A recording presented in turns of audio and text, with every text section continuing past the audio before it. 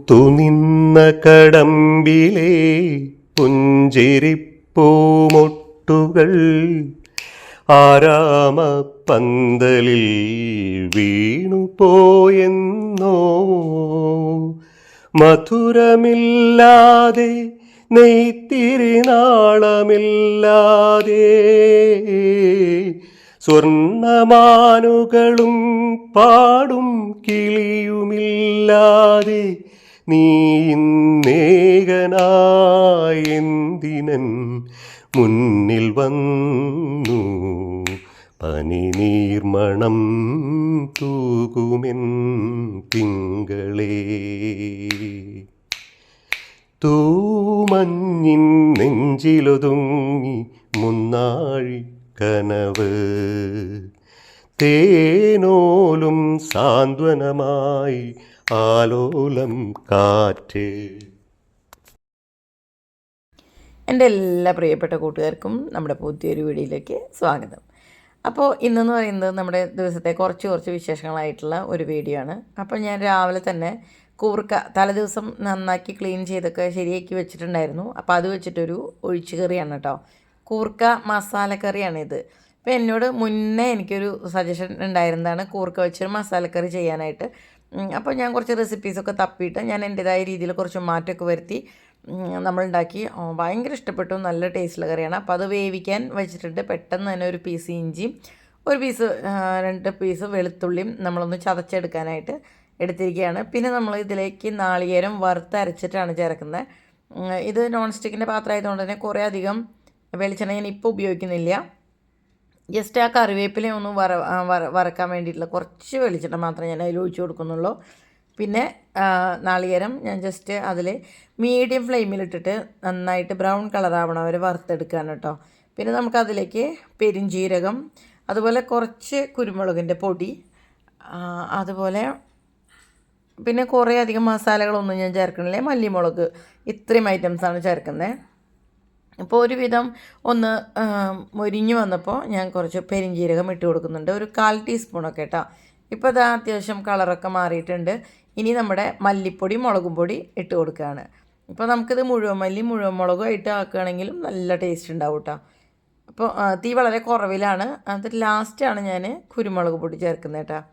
കുരുമുളക് മുഴുവൻ കുരുമുളകാണെങ്കിൽ നമുക്ക് കുറച്ചുകൂടി മുന്നേ ചേർക്കാം. ഇപ്പോൾ ഇത് കുരുമുളക് പൊടി നമ്മൾ തീ ഓഫാക്കിയതിന് ശേഷം ജസ്റ്റ് ഒന്ന് ആ പാത്രത്തിൻ്റെ ചൂട് കൊണ്ടിട്ട് അതിൻ്റെ പച്ചമണം പോകാനുള്ളതേ ഉള്ളൂ. അപ്പോൾ ഇതൊന്ന് ചൂടാറി കഴിഞ്ഞിട്ട് നമുക്ക് ഒന്ന് അരച്ചെടുക്കാം. അപ്പോൾ കുറച്ച് വെളിച്ചെണ്ണ ഒഴിച്ച് കൊടുക്കുകയാണ്. നമുക്ക് ഉള്ളി കാച്ചി പിന്നീട് ഞാൻ കുറച്ച് സവോളയും തക്കാളിയൊക്കെ മൂപ്പിച്ചിടുന്നുണ്ട്. അപ്പോൾ അതിന് 2 പ്രാവശ്യം എണ്ണ യൂസ് ചെയ്യേണ്ടെന്ന് വിചാരിച്ചിട്ട് ഞാൻ ആദ്യം തന്നെ ഉള്ളി കാച്ചി അത് മൊരിഞ്ഞ് അത് മാറ്റി വയ്ക്കുകയാണ് കേട്ടോ. അത്യാവശ്യം ചെറിയ ഉള്ളിയും പിന്നെ വറ്റൽമുളകും കറിവേപ്പിലയും നന്നായി മൂപ്പിച്ചെടുത്തു. നേരത്തെ മൂപ്പിച്ച കറിവേപ്പില അത് അരയ്ക്കാനായിരുന്നു. ഇത് നമുക്ക് ടോപ്പിംഗ് ലാസ്റ്റ് ചേർക്കാനാണ്. അപ്പോൾ അതങ്ങ് മാറ്റി വയ്ക്കാം. അത് കഴിഞ്ഞ് ഈ ബാലൻസ് ഉള്ളതിലേക്ക് നമുക്ക് ഒരു മീഡിയം സവാള ഞാൻ അരിഞ്ഞ് വെച്ചിട്ടുണ്ടായിരുന്നത് അതൊന്ന് വാട്ടിയെടുക്കുകയാണ്. അതുപോലെ തന്നെ നമുക്ക് ഇതിൻ്റെ കൂടെ പച്ചമുളക് ഇടാം, പിന്നെ തക്കാളിയും ഒരു മീഡിയം സൈസ് തക്കാളി. അപ്പോൾ ഇതിന് ചെറിയൊരു പുളിയുടെ ആവശ്യമുള്ളൂ കേട്ടോ. അപ്പോൾ നമുക്ക് ആ നല്ലൊരു ഫ്ലേവർ സ്മെല്ല് കിട്ടാൻ വേണ്ടിയിട്ട് ഇത് വഴറ്റുന്നതിൻ്റെ ഒപ്പം തന്നെ ഇഞ്ചി വെളുത്തുള്ളി കൂടി ചതച്ച് വെച്ചിട്ടുണ്ടായിരുന്നതാണ്. കാരണം ഇത് ഇത്ര ചെറിയ അളവാണ്, അത് പേസ്റ്റ് ആക്കാനായിട്ട് മിക്സിയിലിടാൻ പറ്റില്ല. വേണമെങ്കിൽ നമുക്ക് അരയ്ക്കുന്നതിൻ്റെ ഒപ്പം അരയ്ക്കാം. പക്ഷേ ഇതിങ്ങനെ മൂപ്പിച്ചെടുക്കുമ്പോഴേ അതിൻ്റെ നല്ല സ്മെല്ലാണ്, അതുപോലെ പച്ചമണമൊക്കെ പോയി കിട്ടും. അപ്പോൾ ഞാനിത് കുറച്ച് നേരം അടച്ചു വയ്ക്കുകയാണ് കേട്ടോ. അപ്പോൾ നമുക്ക് ഈ തക്കാളിയൊക്കെ ഒന്ന് ആ എണ്ണയിൽ കിടന്ന് വാടും. അതുപോലെ തന്നെ നേരത്തെ ഞാൻ മൂപ്പിച്ച് വെച്ച പച്ചമുളകും അതിൽ ചേർക്കുന്നുണ്ട്. അപ്പോഴേക്കും നമ്മുടെ അരപ്പൊക്കെ അരച്ച് കഴിഞ്ഞ് അതിൽ മിക്സി കഴുകിയെടുത്ത കുറച്ച് വെള്ളം കൂടി അതിൽ ചേർത്ത് കൊടുക്കുകയാണ്. അപ്പോൾ നമ്മൾ ആദ്യം ജസ്റ്റ് ഉപ്പും മഞ്ഞൾപ്പൊടി ഇട്ടിട്ടാണ് വേവിച്ച് വെച്ചിട്ടുണ്ടായിരുന്നത്. അപ്പോൾ ആ വഴറ്റി വെച്ചിരിക്കുന്ന തക്കാളിയും സവോളയും കൂടി അതിൽ ചേർത്ത് കൊടുക്കുകയാണ്. ഇതും കൂടി ചേർക്കുമ്പോൾ ആ മസാലക്കറിക്ക് നല്ല ടേസ്റ്റ് കേട്ടോ. ഇപ്പോൾ വീട്ടിലൊക്കെ കൂർക്ക വെച്ചിട്ട് കറിയൊക്കെ വയ്ക്കാറുണ്ട്. അത് ജസ്റ്റ് പരിപ്പിട്ടിട്ട് കൂർക്ക വേവിച്ച് പച്ചനാളികേരം അരച്ച് കടുക് വറവിടുക, അങ്ങനെയുള്ളൊരു കറിയാണ് നമ്മൾ സ്ഥിരം വയ്ക്കാറ്. അതുപോലെ തന്നെ കൂർക്ക അവിയൽ പോലെ ഒരു അരപ്പുണ്ടാക്കിയതിന് ശേഷം മുളുകുഷ്യം എന്ന് പറയും, അങ്ങനത്തെ കറിയും ഉണ്ടാക്കും. പിന്നെ നമ്മുടെ കൂർക്ക ഉപ്പേരി ഉണ്ടാക്കും. പക്ഷേ ഇങ്ങനൊരു കറി വീട്ടിലൊന്നും ഉണ്ടാക്കാറില്ല കേട്ടോ. ഈ അടുത്താണ് ഇപ്പോൾ ഞാൻ ഉണ്ടാക്കാൻ തുടങ്ങിയത്. അപ്പോൾ അതാ കണ്ടോ, നമ്മൾ ആദ്യം മൂപ്പിച്ച് കോരി വെച്ചിട്ടുണ്ടായിരുന്ന ആ ഉള്ളിയും കാര്യങ്ങളൊക്കെ ഉണ്ടല്ലോ, അതും കൂടി മുകളിൽ ചേർത്ത് കൊടുക്കണം. ഇപ്പോൾ കറിയുടെ പരിപാടി കഴിഞ്ഞു. ഇതെന്ന് വെച്ചിട്ടുണ്ടെങ്കിൽ കുറച്ച് സമയം കഴിയുമ്പോൾ ഒന്നും കൂടി ഇരുന്ന് കുറുകും. അപ്പോൾ അങ്ങനെ ഭയങ്കര വാട്ടറി ആയിട്ടുള്ളൊരു കറിയല്ല, ഒരു മീഡിയം, ഒരു നമ്മൾ സദ്യയുടെയൊക്കെ മസാല കറി ഉണ്ടാവുമല്ലോ, അങ്ങനത്തെ ഒരു ടൈപ്പ് കറിയാണ്. പിന്നെ കുറേ അധികം മസാലകളോ ഗരം മസാലയോ അങ്ങനത്തെ ഒന്നും ചേർക്കുന്നില്ല. ഈ കുരുമുളക്, അതുപോലെ ഇഞ്ചി വെളുത്തുള്ളിയൊക്കെ മൂപ്പിച്ചതിൻ്റെ ആ ഒരു സ്മെല്ല്, അതുപോലെ തന്നെ ഗരം മസാല, പെരിഞ്ജീരകം, അതിൻ്റെ ഒരു സ്മെല്ലും കൂടിയുള്ളൂ. നമുക്ക് ഓവറായിട്ട് അങ്ങനെ ഇതൊന്നുമില്ല. അപ്പം മാളുവിന് ചോറ് കൊണ്ടുപോകാനായിട്ട് നമ്മൾ കറി ഒന്ന് ചൂടാറണല്ലോ, അപ്പോൾ അതിന് വേണ്ടി ഞാൻ കുറച്ച് പകർത്തി കൊണ്ടുവന്നു കേട്ടോ. ഇത് ഭരതന് വാങ്ങിച്ചു കൊടുക്കുന്ന റംബൂട്ടാനാണ്. ഭയങ്കര മധുരമാണ് കേട്ടോ, നല്ല ടേസ്റ്റ് ഉണ്ട്. പക്ഷേ എന്താ പ്രശ്നം എന്ന് വെച്ചാൽ ഇതിൻ്റെ ഒപ്പം തന്നെ മാങ്കോസ്റ്റിനും മേടിച്ചു കൊടുത്തിട്ടുണ്ടായിരുന്നു. മാങ്കോസ്റ്റിന് ഭയങ്കര ടേസ്റ്റ് ഉണ്ട്. ഞാൻ ഫസ്റ്റ് ടൈമാണ് കഴിക്കുന്നത്. ഭയങ്കര കുത്തണ സ്മെല്ലാണ്. ആ സ്മെല്ല് അടിച്ചിട്ടാന്ന് തോന്നുന്നു ഇവിടെയുള്ള കണ്ടമാനം ഈച്ചകളൊക്കെ കൂടി നമ്മുടെ വീട്ടിലേക്ക് കയറി വന്നിട്ടുണ്ടായിരുന്നു. പിന്നെ ആ ഈച്ചകളെ ഞാനൊന്ന് ഒഴിപ്പിക്കാൻ പെട്ട പാട്. ഇത് നല്ല മധുരമുണ്ട് കേട്ടോ, നല്ല മധുരമുള്ള റംബൂട്ടാനായിരുന്നു. പക്ഷേ മാങ്കോസ്റ്റിനും ഒരു രക്ഷയില്ല. അതിൻ്റെ ഞാൻ ആദ്യമായിട്ട് കഴിക്കുകയാണ്, അപ്പോൾ ഇത്തിരി ഇങ്ങനെ ഒരു മണവും ഫ്ലേവറും ഒക്കെ ഇത്തിരി കൂടുതലാണ്. അതിൻ്റെ മണം കൊണ്ടിട്ടാണ് തോന്നുന്നു ഈച്ചകൾ കുറേ വന്നിട്ടുണ്ടായിരുന്നു. അപ്പോൾ നമ്മൾ ചെറിയൊരു മുരിങ്ങയില തോരൻ വയ്ക്കുകയാണ്. മുരിങ്ങയില ഭയങ്കര ഇഷ്ടമാണ്, ഇവിടെ ഇടയ്ക്കിടയ്ക്ക് മുരിങ്ങയില വെക്കാറുണ്ട്. ഇനിയിപ്പോൾ നമ്മൾ മുരിങ്ങ വെട്ടി നിർത്താൻ പോവാണ്. അപ്പോൾ ലാസ്റ്റായിട്ട് കുറച്ച് തളിര് എടുത്തിട്ട് പെരി വയ്ക്കുകയാണ്.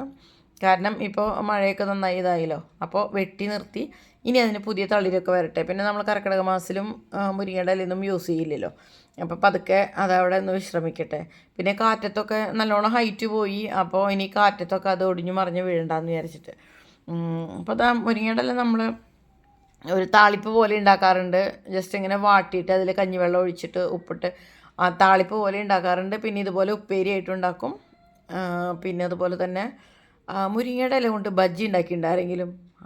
നമ്മൾ ബജ്ജിക്ക് കലക്കണ മാവിൻ്റെ അതേപോലെ തന്നെ എടുത്തിട്ട് മുരിങ്ങയുടെ ഇല, അപ്പോൾ നമ്മളിങ്ങനെ ഇല വേർപ്പെടുത്തില്ല, ആ തണ്ടോട് കൂടിയിട്ട് ഞാൻ ഒരിക്കൽ വീഡിയോയിൽ ചെയ്തിട്ടുണ്ടെന്ന് എൻ്റെ ഓർമ്മ എന്നല്ല, ഞാൻ അങ്ങനെ ചെയ്തിട്ടുണ്ട്. നിങ്ങൾക്ക് ഓർമ്മയുണ്ടോ എന്ന് ഞാൻ ചോദിച്ചത്. ഈ ബജ്ജി മാവിൽ മുക്കിയിട്ട് എണ്ണയിൽ വറുത്ത് കോരുക. അത് പറഞ്ഞപ്പോൾ വെളിച്ചെണ്ണയ്ക്കൊക്കെ ഇപ്പോൾ റെക്കോർഡ് വില 400 രൂപയ്ക്ക് ആയിരുന്നു തോന്നുന്നു ഒരു ലിറ്ററിന്. അപ്പോൾ പിന്നെ അധികം ഇങ്ങനെ എണ്ണയിൽ പൊരിച്ച പലഹാരങ്ങളൊക്കെ, അല്ലെങ്കിലും ഞാൻ എണ്ണയിൽ പൊരിച്ച പലഹാരങ്ങൾ അധികം ഉണ്ടാക്കാറില്ല. നമ്മൾ ആവിയിൽ വേവിച്ചിട്ട് അങ്ങനത്തെ ടൈപ്പ് പച്ച പലഹാരം എന്ന് പറയില്ല, അങ്ങനത്തെ ടൈപ്പ് പലഹാരങ്ങൾ ഉണ്ടാക്കാനാണ് കൂടുതൽ എനിക്ക് താല്പര്യം. ഇപ്പോൾ വെളിച്ചെണ്ണയ്ക്കൊക്കെ ഇമാതിരി വില, നാളികേരത്തിനും അല്ലേ അതല്ലേ നന്നായിട്ട് വില കൂടിയിട്ടുണ്ട്. അതിപ്പോൾ എന്താ ഇപ്പോൾ ഇവിടെ പറയാൻ കാരണം എന്നാ ബജ്ജിയുടെ കാര്യം പറഞ്ഞതാണ്. നമ്മളൊരു ഓർഗനൈസർ മേടിച്ചിട്ടുണ്ടായിട്ടാ കാര്യം. നമ്മൾ ഇതുപോലത്തെ ഓർഗനൈസേഴ്സ് ഇഷ്ടം പോലെ ഉണ്ടാക്കിയിട്ടുണ്ടായിരുന്നു. പക്ഷേ എനിക്കൊരു 4 കൂടി ആവശ്യമായിട്ട് വന്നു. അപ്പോൾ ആ സമയത്ത് നമുക്ക് ഇഷ്ടംപോലെ തുണികൾ ഉണ്ടായിരുന്നു, ഗ്ലൂ ഗൺ ഉണ്ടായിരുന്നു, കാർഡ്ബോർഡ് ബോക്സുകൾ ഉണ്ടായിരുന്നു. പക്ഷേ ഇപ്പോൾ അങ്ങനത്തെ ഒന്നുമില്ല. അപ്പോൾ എനിക്കൊരു 4 ബോക്സ് അത്യാവശ്യമായിട്ട് വേണം. ഇത് കഴിഞ്ഞിട്ട് പിന്നെ ഇത് അടുത്ത ദിവസം ഞാൻ വേറൊരു ടൈപ്പ് ഓർഗനൈസറും വാങ്ങിച്ചിട്ടുണ്ടായിരുന്നു. അതിൻ്റെ അൺബോക്സിങ് വീഡിയോയൊക്കെ ഞാൻ എടുത്തിട്ടുണ്ടായിരുന്നു. ഇപ്പോൾ അത് കാണുന്നില്ല കേട്ടോ, അത് വേറൊരു മോഡലാണ്. ഇത് എന്ന് വെച്ച് കഴിഞ്ഞാൽ കുറച്ചൊരു ഇത്തിരി തിക്നെസ് ഉണ്ട്. അടിഭാഗത്ത് ജസ്റ്റ് പേപ്പർ അതുപോലെയാണ്, നൈസ് ലെയറാണ്. പക്ഷെ അതിൻ്റെ അടിയിൽ ഇടാനായിട്ട് ഒരു ചട്ട പോലത്തെ ഒരു കാർഡും വരുന്നുണ്ട്. ഇത് ഓക്കെയാണ്. പക്ഷെ നമ്മൾ വളരെ കോസ്റ്റ് കുറവായിട്ടാണല്ലോ നമ്മൾ കാർഡ്ബോർഡ് വെച്ച് ചെയ്യാറ്. എന്താ കണ്ടോ, ഇതിൻ്റെ അടിയിൽ ഇങ്ങനെ ഒരു കാർഡ് പോലെ വരുന്നുണ്ട്. അപ്പോൾ അത് ഇടുമ്പോൾ നല്ല കറക്റ്റായിട്ട് നിൽക്കും. ഞാൻ മുന്നേ ഒരു ആപ്പിൽ കണ്ടിട്ട്, ഒരു വെബ്സൈറ്റിൽ കണ്ടിട്ട് ഞാൻ ഇതുപോലെ ഓർഡർ ചെയ്തിട്ടുണ്ടായിരുന്നു. അപ്പോൾ നമുക്ക് ക്യാഷ് ഓൺ ഡെലിവറിയാണ്. ഇപ്പോൾ വന്നു കഴിഞ്ഞപ്പോഴാണ് കാണുന്നത് ഇങ്ങനത്തെ 12 എണ്ണം 899 രൂപയ്ക്ക് എന്ന് പറഞ്ഞിട്ടാണ് ഞാൻ ഓർഡർ ചെയ്തത്. വീട്ടിൽ ഈ പാഴ്സൽ വന്നപ്പോൾ വളരെ തിക്നെസ് കുറഞ്ഞിട്ടുള്ള ഒരു കവറാണ്. നമുക്ക് കവർ കണ്ടാൽ അറിയാമല്ലോ 12 എണ്ണം ഉണ്ടോ എങ്ങനെയാണെന്നുള്ളത്. ഞാൻ ജസ്റ്റ് എന്നിട്ട് പുറത്ത് കൂടെ ഒന്ന് പിടിച്ച് നോക്കിയപ്പം എനിക്കതിൻ്റെ സൈസ് നോക്കിയിട്ട് ഒരെണ്ണം അതിലുള്ളൂ എന്ന് എനിക്ക് മനസ്സിലായി. 12 എണ്ണം എന്ന് പറഞ്ഞിട്ട് ജസ്റ്റ് ഒരെണ്ണം അവർ അയച്ചേക്കണേ. അപ്പോൾ ഞാൻ ഇങ്ങനെ പിടിച്ച് നോക്കിയിട്ട് പറഞ്ഞു. അപ്പോൾ നമ്മളത് പൊട്ടിച്ച് കഴിഞ്ഞാൽ പിന്നെ അവർ റിട്ടേൺ എടുക്കില്ല, ഒന്നുമില്ല. പിന്നെ അങ്ങനത്തെ എന്താ പറയുക, വെബ്സൈറ്റ് വഴിയൊക്കെ വാങ്ങുമ്പോൾ നമുക്ക് എങ്ങനെ റിട്ടേൺ ചെയ്യേണ്ടതെന്ന് ഒന്നും അറിയില്ല. അപ്പോൾ അതുകൊണ്ട് ഇങ്ങനെ പിടിച്ച് നോക്കിയപ്പോൾ എനിക്ക് മനസ്സിലായി ഇങ്ങനത്തെ ഒരെണ്ണ ഉള്ളൂന്ന്. അപ്പോൾ ഞാൻ ആ കുട്ടിയോട് പറഞ്ഞു ഇത് വേണ്ട, ഇത് ക്യാൻസൽ ചെയ്തോളാൻ പറഞ്ഞു. അങ്ങനെ ക്യാൻസൽ അടിച്ചപ്പോൾ നമ്മളൊരു OTP കൊടുക്കുക. അപ്പോൾ അങ്ങനെ അത് ക്യാൻസലായിട്ട് റിട്ടേൺ പോയി. അപ്പോഴാണ് ഞാനിത് മീഷോയിൽ ഈ പ്രോഡക്റ്റ് കണ്ടത്. അപ്പോൾ ഇതിലെന്തായാലും 4 എന്ന് പറഞ്ഞിട്ട് ഒരെണ്ണമൊന്നുമല്ല വരിക, കറക്റ്റായിട്ട് വരും. അങ്ങനെ വന്നില്ലെങ്കിൽ നമുക്ക് റിട്ടേൺ ചെയ്യാമല്ലോ. അപ്പോൾ നോക്കിയപ്പോൾ കറക്റ്റായിട്ട് അതുപോലെ സൈസൊക്കെ അവർ പറഞ്ഞ വലിപ്പമൊക്കെ ഉണ്ട്. ഈ താഴെ മാത്രം ജസ്റ്റ് ഒരു തുണിയുടെ ഒരു തിക്നെസ് ഉള്ളൂ. അപ്പോൾ അതിനൊരു ചട്ടയുണ്ട്. പിന്നെ എനിക്ക് തോന്നിയത് ഇതിൻ്റെ മെറ്റീരിയൽ താഴ്ഭാഗത്തല്ല, മൊത്തത്തിൽ ഇതിനെ കവർ ചെയ്തിട്ടുള്ള മെറ്റീരിയലൊക്കെ നമ്മൾ ബാഗൊക്കെ വാങ്ങിക്കുമ്പോഴേ ബാഗിൻ്റെ ഉൾവശത്ത് ഒരു ലൈനർ കൊടുക്കുക, ഒരു തുണി ഉണ്ടാവുമല്ലോ. ആ തുണിയെന്ന് വെച്ചാൽ കുറേ കാലം കഴിയുമ്പോൾ അതിങ്ങനെ പൊടിഞ്ഞു പോകും. അങ്ങനത്തെ ടൈപ്പ് ഒരു തുണിയാണ്. നമ്മൾ അധികം എന്താ പറയുക, ഇങ്ങനെ അലമാരിയിൽ വയ്ക്കാൻ മാത്രം യൂസ് ചെയ്യുന്നതുകൊണ്ട് കുറച്ച് നാളിൽ നിൽക്കുമെന്ന് വിചാരിക്കുന്നു. എനിക്കറിയില്ല. പക്ഷേ നമ്മൾ മുന്നേ ഉണ്ടാക്കിയിരുന്ന തുണി വെച്ചിട്ട് കവർ ചെയ്തിട്ടുള്ള ബോക്സുകളുണ്ടല്ലോ, അതിനൊന്നും ഇപ്പോഴും ഒരു കുഴപ്പമില്ല കേട്ടോ. എൻ്റെ കയ്യിൽ ഇപ്പോൾ വലിയ വലിയ ബോക്സുകൾ കിട്ടാനില്ലാത്തതുകൊണ്ടാണ്.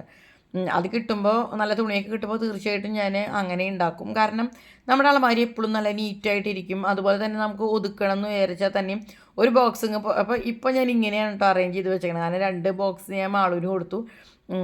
അപ്പോൾ എനിക്കിങ്ങനെ ഈ കളർഫുള്ളായിട്ടിരിക്കണതാണ് കൂടുതലിഷ്ടം.